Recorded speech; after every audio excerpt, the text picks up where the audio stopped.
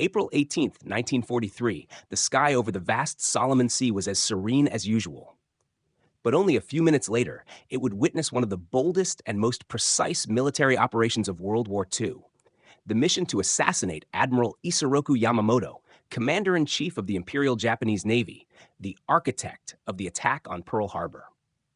This was the first time in modern history that a nation deliberately planned the assassination of an enemy's top military commander through a meticulously calculated air operation, down to the very minute and second. After the disaster at Pearl Harbor in 1941, the Americans carried within them immense humiliation and unquenchable fury. They swore to cleanse that shame with the very blood of the man who had ordered the attack. That man was none other than Admiral Isoroku Yamamoto, the legendary commander revered throughout Japan as a national hero. Yamamoto was a man of profound strategic vision. He understood well that America's industrial capacity far surpassed that of Japan, and once warned, open quote, "If the war lasts more than 2 years, Japan will be defeated," close quote. However, once the war had begun, Yamamoto continued to serve his nation with utmost devotion. He personally commanded the attack on Pearl Harbor on December 7, 1941, marking the beginning of Japan's stunning early victories across the Pacific. But 2 years later, the tide had turned.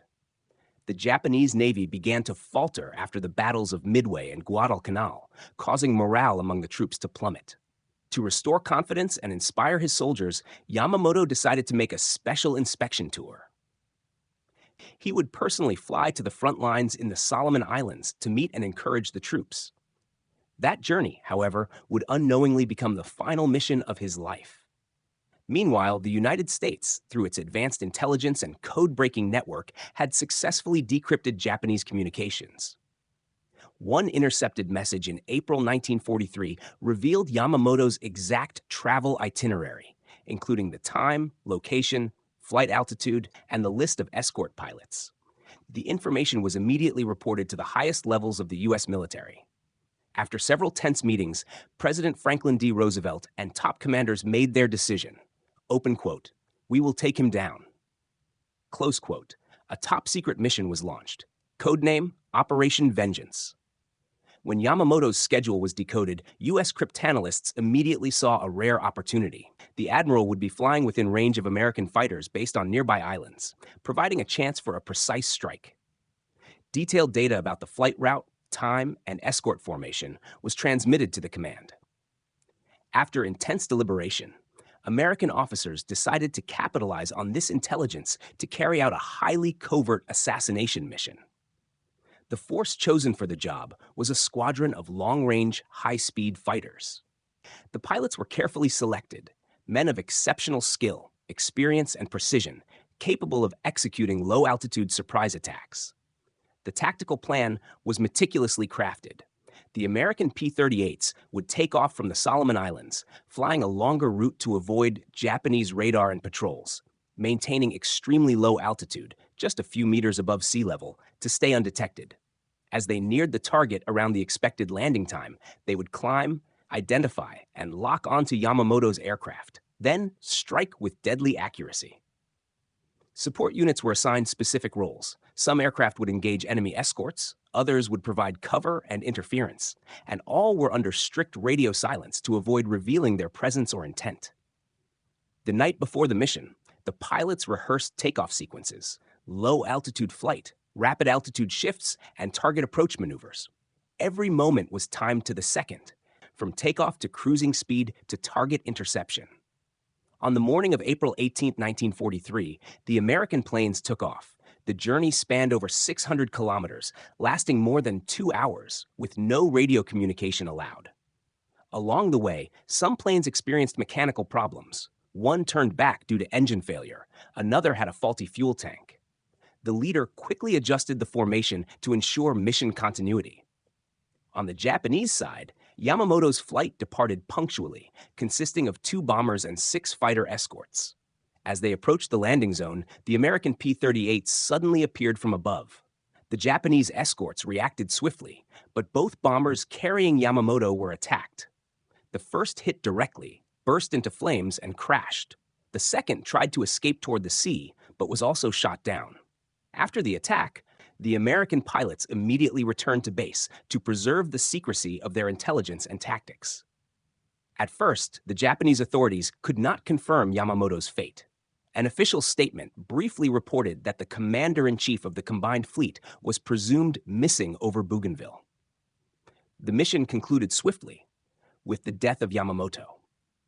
His inspection tour had become his final flight, and despite efforts to conceal the event, news of it soon shook both nations.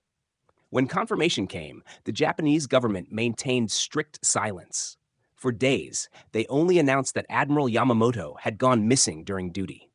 It was not until his body was found among the wreckage deep in the Bougainville jungle that Japan officially confirmed the death of its legendary commander.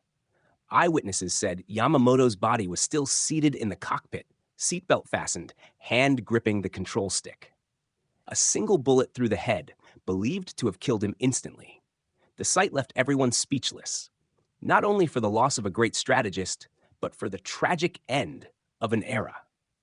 The Japanese government soon held a state funeral. Yamamoto's remains were brought back to Tokyo in a solemn, grief-stricken procession. Along the streets, thousands of citizens bowed their heads in farewell. He was posthumously awarded numerous honors and remembered as a national hero, the man who had commanded the attack on Pearl Harbor that shook the United States. In America, when the operation was confirmed successful, President Roosevelt and the High Command ordered absolute secrecy regarding the source of intelligence to conceal the fact that they had broken Japan's military codes. The pilots involved were also sworn to silence, forbidden to disclose details or boast of the mission. Only after the war were the documents declassified. The assassination of Yamamoto was not merely a military victory. It was a devastating psychological blow to the Japanese Empire. Yamamoto had been the embodiment of discipline and faith in the Imperial Navy. His death shook the force to its core and shattered morale. After his demise, Japan lost one of its most capable and level-headed strategists, the only one who had ever warned that waging war against the United States was a suicidal gamble. For the United States, Operation Vengeance was regarded as one of the most accurate and successful intelligence-based airstrikes in history. It showcased flawless coordination between espionage, cryptography, and strategic aviation, affirming America's growing superiority in technology and information warfare. After the war, declassified records revealed that by cracking Japan's JN-25 code, the U.S. had tracked Yamamoto's movements down to the minute. It stood as powerful evidence of the critical role of intelligence warfare in the modern era. The story of Operation Vengeance, the code name for the assassination, has since been retold in countless books, films, and memoirs, becoming one of the most remarkable episodes of World War II. It was both America's symbolic revenge for Pearl Harbor and a sobering reminder of the cold, ruthless nature of war.